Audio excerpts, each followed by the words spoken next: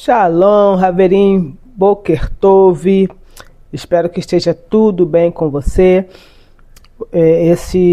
Essa meditação que iremos fazer hoje é a penúltima do livro Tehillah Besorah Yehoshua, conhecido popularmente como Marcos, e essa meditação está no capítulo 14, quando diz que Yehoshua permaneceu em silêncio e nada respondeu. Esse Shem é o Shem do Miá, e ele é muito interessante porque ele começa, ele já começa nos confrontando, tá? Tehillah Besorah Yehoshua 14, 61, tá? Marcos 14, 61. Por que ele já começa nos confrontando? Porque, como nós lemos, o Passuque diz que Yehoshua permaneceu em silêncio e nada respondeu. E está se referindo ao quê? Está se referindo às acusações que ele recebeu.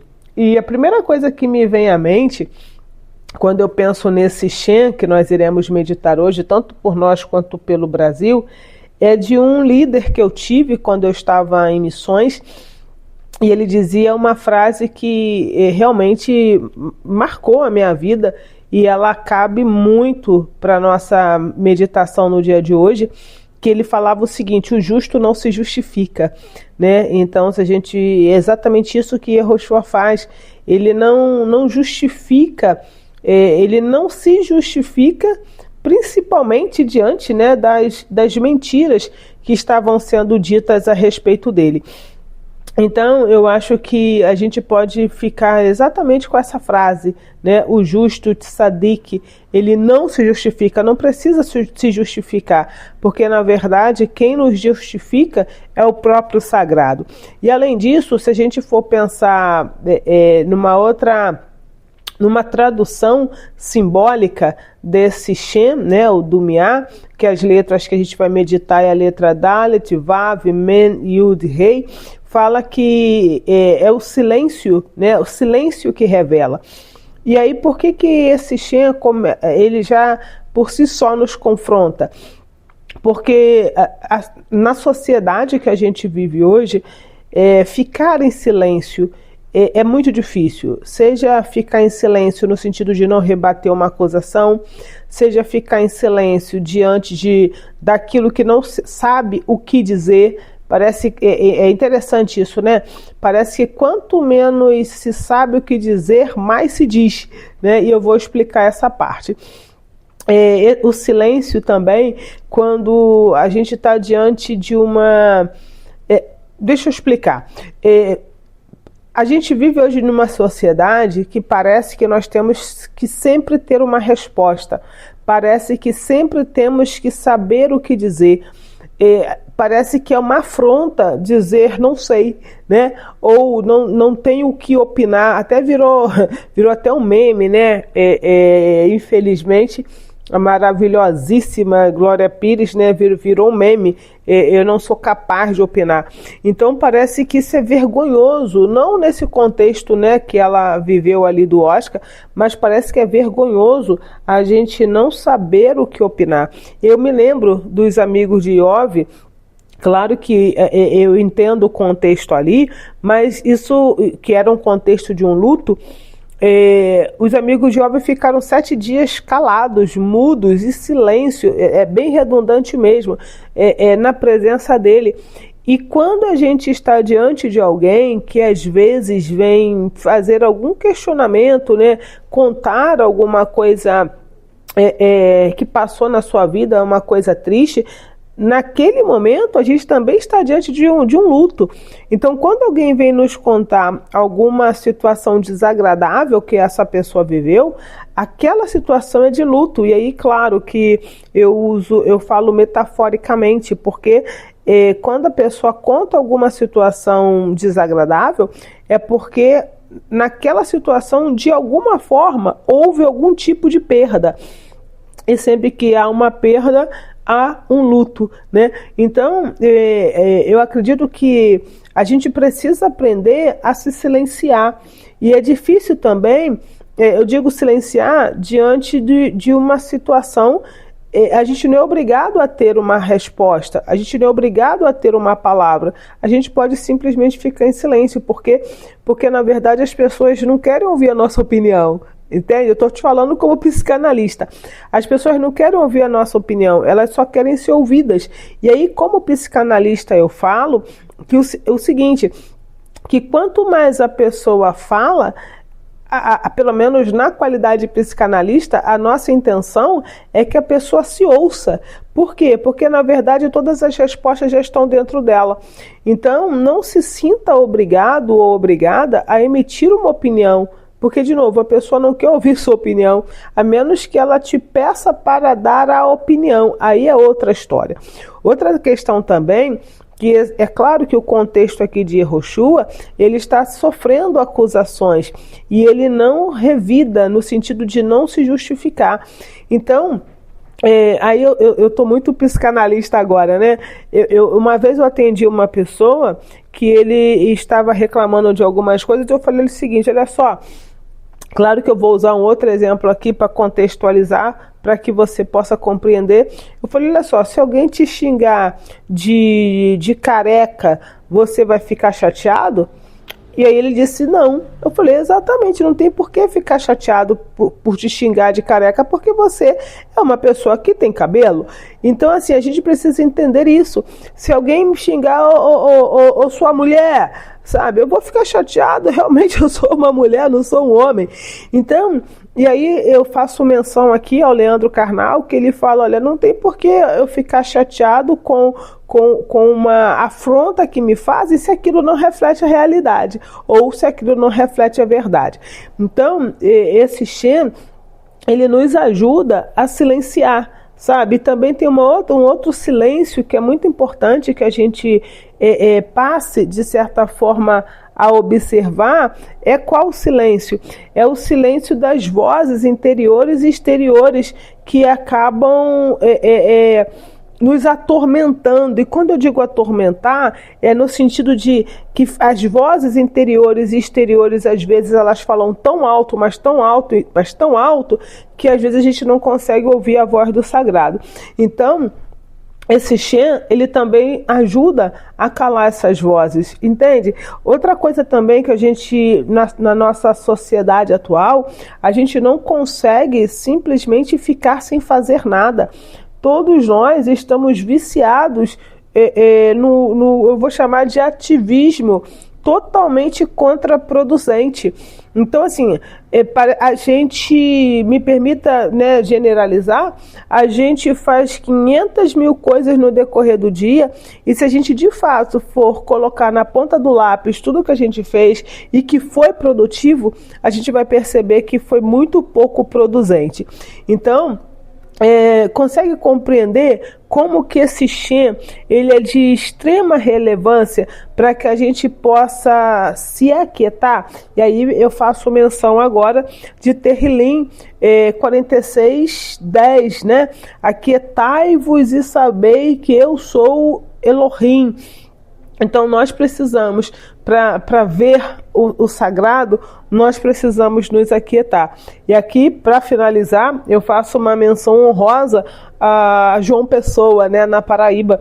Eu digo para todo mundo, ou melhor, eu digo para os cariocas, né, e as pessoas das grandes capitais, que João Pessoa é uma cidade que ela te obriga a desacelerar. Por mais que, como carioca, eu queira andar 1000 por hora lá, não vai resolver nada, porque na verdade a cidade não me permite, né? É uma questão cultural, não permite viver da forma acelerada que o carioca, ou que as grandes metrópoles, né, no sentido, não digo grande metrópoles, não deixa de ser, né, as grandes metrópoles e as grandes capitais vivem.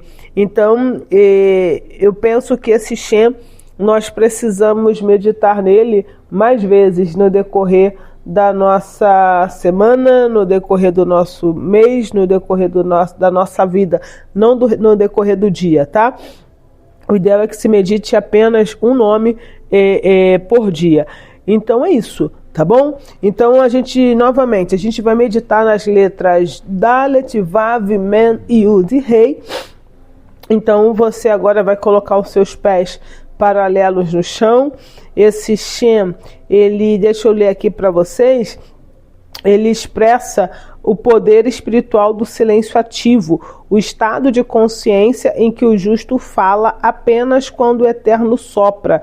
É o nome da moderação divina, onde a palavra e o silêncio se unem em propósito. É claro que a referência, o contexto é outro, mas cabe aqui quando Yehoshua fala para os Talmidim, né? E isso inclui eu e você. Ele diz: olha, por amor a mim você vai ser levado à presença de autoridades, tribunais, de governantes, mas olha, fica tranquilo, quando chegar lá eu te direi o que falar.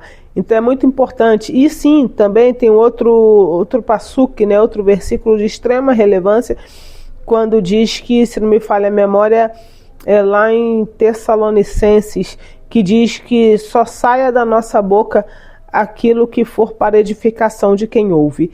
Então, se aquilo que eu, Radassa, falo, não for edificar alguém, a palavra, possivelmente Shaul Rachaliah, né, tá dizendo para Radassa o quê?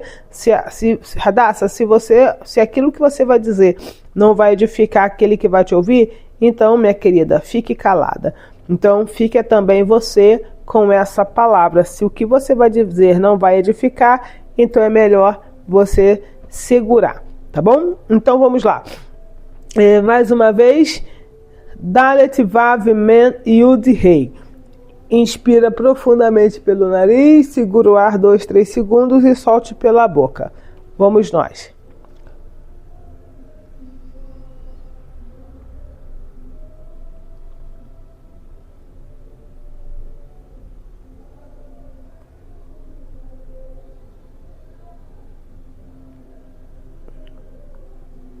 Agora você vai se ver como uma coluna de luz dentro de uma Magen David de cor dourada. À sua frente, esse Magen David é maior do que a habitação que você está.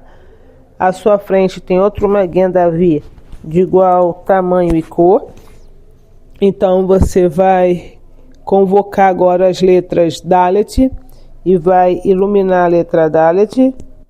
Vai convocar a letra Vav, vai iluminar a letra Vav, vai convocar a letra Mem, vai iluminar a letra Mem, vai convocar a letra Yud, vai iluminar a letra Yud, e vai convocar a letra Rei, e vai iluminar a letra Rei.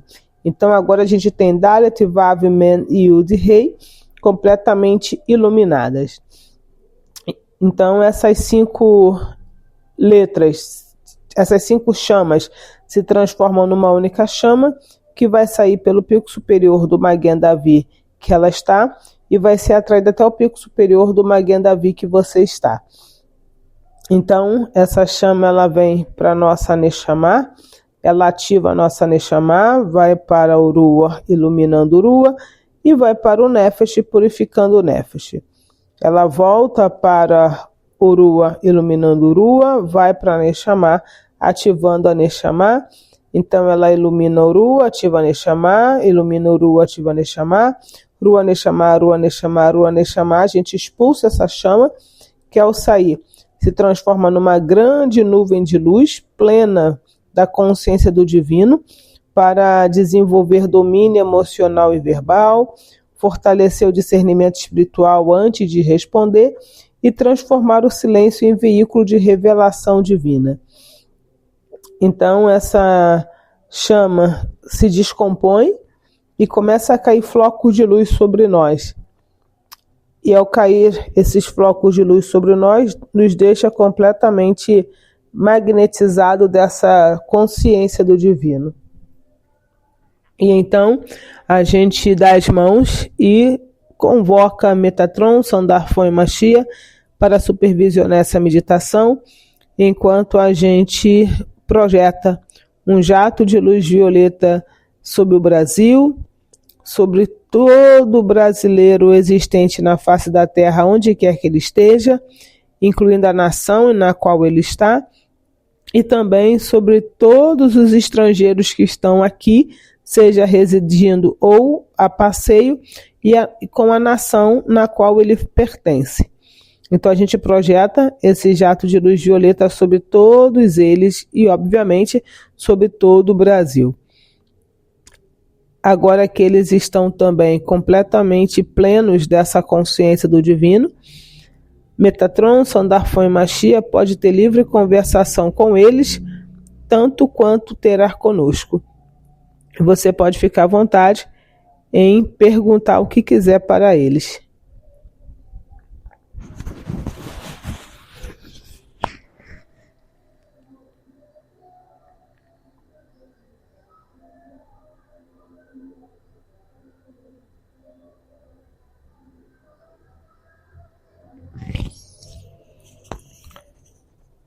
Quando terminar a meditação, você pode respirar profundamente 3 vezes, abrir seus olhos, verbaliza o que você visualizou ou o insight que você teve, a conversa que você teve, e fique à vontade. Na descrição tem a comunidade no WhatsApp, completamente gratuita, e você poderá participar dela tanto quanto compartilhar conosco a sua meditação. Tá bom? Shalom, shalom, lehitraot.